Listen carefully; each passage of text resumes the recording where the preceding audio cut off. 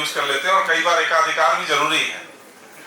आज science society and sustainable development के जिस कॉन्फ्रेंस के उद्घाटन सत्र में हम सभी यहाँ उपस्थित हैं, मुझे लगता है कि एक प्रकार की परिकल्पना जिस सामाजिक संस्था ने की, जिसे हम दीवी वेलफेयर सोसाइटी के रूप में देख रहे हैं, और उनके साथ साथ काशी हिंदू विश्वविद्यालय, दिल्ली विश्वविद्यालय, अमेरिकन सोसाइटी के कुछ लोग इसके साथ कनेक्ट होते हैं और ये 2-3 महीने पहले की जो संकल्पना है, ये आपस में मिलकर बैठकर बात करके हम आगे बढ़ाते हैं और आज उसका एक प्रारूप हमारे सामने आता है कि हम क्या करना चाहते हैं।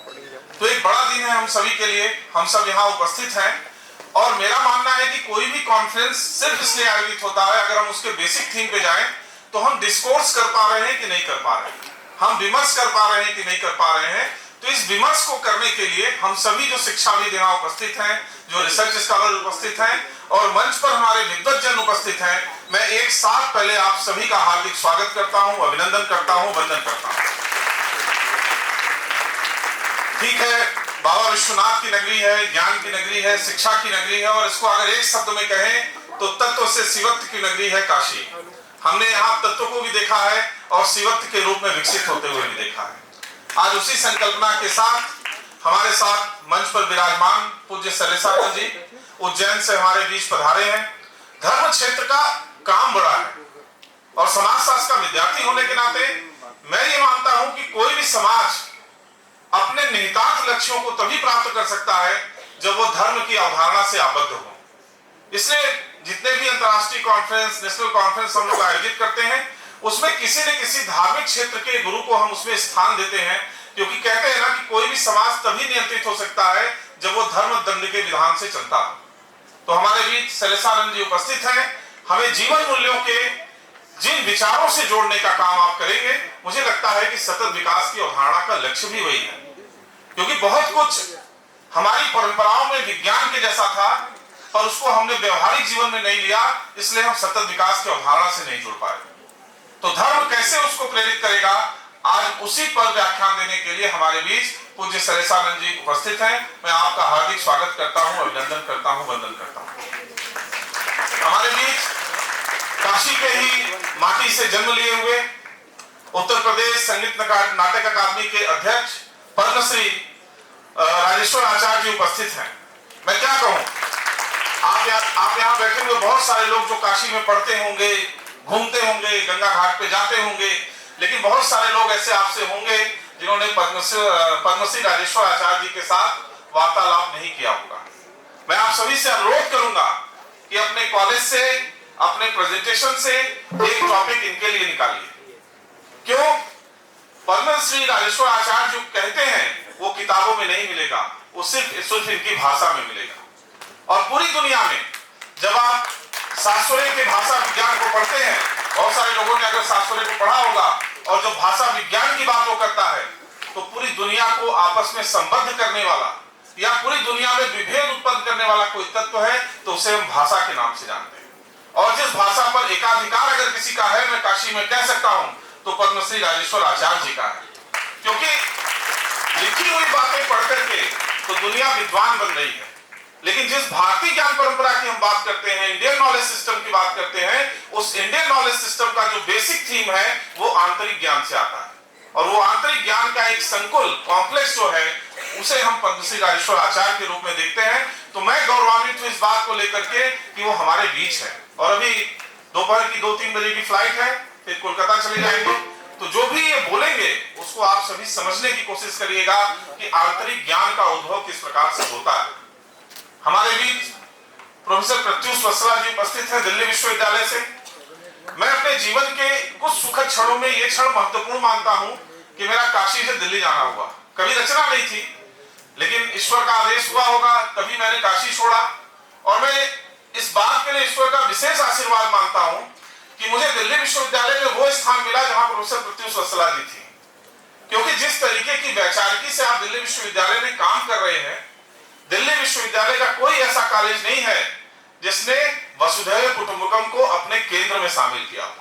आप जब लक्ष्मीबाई कॉलेज में प्रवेश करेंगे तो वहां गोकुल का कॉन्सेप्ट जो इन्होंने डेवलप किया है लक्ष्मीबाई कॉलेज में, मुझे लगता है कि वैश्विक ग्राम की जो अवधारणा का मॉडल है वो पूरी तरीके से दिल्ली विश्वविद्यालय के उस केंद्र में दिखाई देता है। तो आप जब कभी दिल्ली जाएं, लक्ष्मीबाई कॉलेज जाएं और वहां जाकर के उस गोकुल और जो यज्ञशाला का मॉडल है उसको देखें और जानें। और मुझे लगता है कि जब विमेन एम्पावरमेंट की बात आती है, लोग एम्पावरमेंट की बात करते हैं, ये एम्पावरमेंट आंतरिक भाव से ही उत्पन्न होता है। पिछले 1.5-2 सालों से मैं मैम के साथ काम कर रहा हूं, उनके सानिध्य में काम कर रहा हूं, उनके साथ सीख रहा हूं, और मैंने इन 1.5-2 सालों में देखा है कि आपने कभी चेयर के रूप में छुट्टी नहीं ली। आप सब इस बात के लिए ताली बजाइए, क्योंकि मैक्सिमम लोग सरकारी सेवा में इसलिए जाना चाहते हैं कि वो छुट्टी से काम कर सके। ये बात सत्य है। प्राइवेट में इसलिए जाना चाहते हैं कि वहां वर्कलोड बहुत ज्यादा है, और गवर्नमेंट में इसलिए जाना चाहते हैं कि वहां आराम से छुट्टियां मिल जाती। लेकिन चेयर के रूप में आपने इतना लंबा समय मैंने देखा, और प्रतिदिन आकर के पूरी व्यवस्था को संभालना और छात्रों से लेकर के पूरे भारतीय ज्ञान परंपरा की दृष्टि को विकसित करना। तो आपका उद्बोधन हम सभी को प्राप्त होगा। मैं आपका भी स्वागत करता हूं, अभिनंदन करता हूं। हमारे बीच प्रोफेसर पीके मिश्रा जी उपस्थित हैं। आप पूर्व में 2 विश्वविद्यालयों के कुलपति रह चुके हैं। कई बार एक विश्वविद्यालय का कुलपति होने के लिए आदमी जीवन दे देता है, और मैं तो देखता हूं कि काशी की जो मस्ती है, काशी की जीवन संस्कृति जो है, उसको ही मैं कह दूं जीने के लिए आपने दोनों कुलपतियों के पद को छोड़ दिया और पुनः काशी में आकर के एक मुझे लगता है कि जो काशी का जो आप पंचकोशी परिक्रमा मार्ग देखेंगे, काशी का एक मार्ग है जिसे हम पंचकोशी कहते हैं, जो धार्मिक यात्रा का पड़ाव है। आप सतत युवाओं को जोड़ करके उस पंचकोशी यात्रा के मार्ग को आगे बढ़ा रहे हैं, और मुझे लगता है कि बहुत सुखद संकेत है काशी वासियों के लिए कि हमारे बीच के जो प्रबुद्ध पढ़ लिख कर आगे जा रहे हैं वो वापस से आकर के युवाओं को अपनी संस्कृति के साथ जोड़ने का काम कर रहे हैं। तो मैं आपका हार्दिक स्वागत करता हूं, अभिनंदन करता हूं सर। हमारे बीच professor brigadier AP. Singh ji उपस्थित हैं। एक सेना के नायक के बारे में मैं क्या कहूंगा, बस आप सब जोरदार तालियां बजा दीजिए। सर का अभिनंदन है, वंदन है। अपने जीवन काल में जो इन्होंने महसूस किया होगा और जिस तरीके से देश की रक्षा की होगी, वो हम सभी को गौरवान्वित करता है कि आप हमारे बीच उपस्थित हैं। हमारे बीच प्रोफेसर राम नारायण द्विवेदी जी उपस्थित हैं। आप व्याकरण और संस्कृत भाषा के मर्मज्ञ हैं।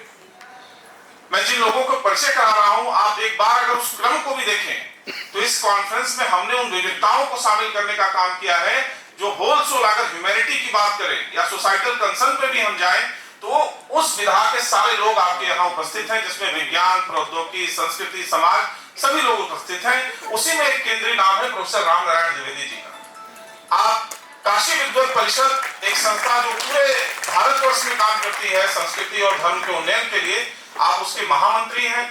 आपके द्वारा अनेकों विश्वविद्यालयों में संस्कृति और धर्म के उन्नयन के काम किए जा रहे हैं, और अभी हाल ही के कुछ दिनों से संस्कृत भाषा में ऑनलाइन विमर्श का एक पूरी योजना इन्होंने काशी में मिला करके प्रारंभ किया है, जिसमें एक स्थान पे विद्यार्थी एकत्रित होते हैं, और जैसा आप काशी को प्राचीन काल में देखते थे कि बैठ करके बटुक लोग आपस में विमर्श करते थे, जो संस्कृत भाषा में पढ़ने वाले विद्यार्थी होते हैं सामान्य स्तर पर उसको हम बटुक कहते हैं, उनके बीच जो विमर्श होता है उसको आप विमर्श को यहाँ काशी में प्रारंभ कर चुके हैं।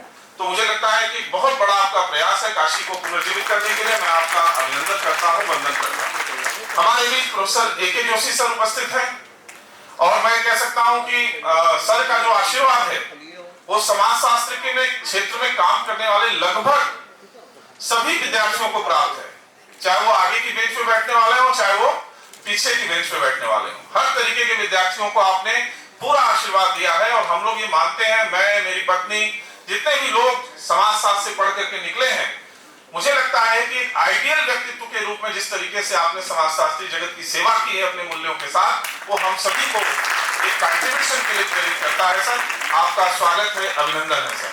हमारे बीच जैसे कि चर्चा हुई थी कि देवी फाउंडेशन के संरक्षक, पैट्रॉन और IIT में प्रोफेसर, पूर्व कुलपति प्रोफेसर जगदीश राय जी हम लोगों के बीच उपस्थित हैं।